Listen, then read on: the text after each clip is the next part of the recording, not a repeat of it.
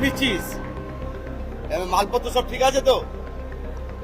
হ্যাঁ ঠিক আছে, সাবধানে আয়।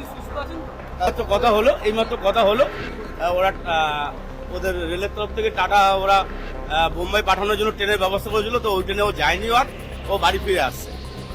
একটা মানসিক একটা চাপ নিতে পারছে না, ও বাড়ি ফিরে আসছে। ও এখন টাটা পৌঁছে গেছে, টাটা থেকে বাড়ি ফিরছে। ও বাসে করে চক্রধরপুর নিয়ে এসছে, রেল নিয়ে এসছে। না যাচ্ছে না, বাড়ি ফিরে আসছে। ওই কথা হলো, বাড়ি ফিরে সুস্থ আছে, মালপত্র সব ঠিকঠাক আছে, সমস্ত কিছু ঠিক আছে, ও বাড়ি ফিরে আসছে।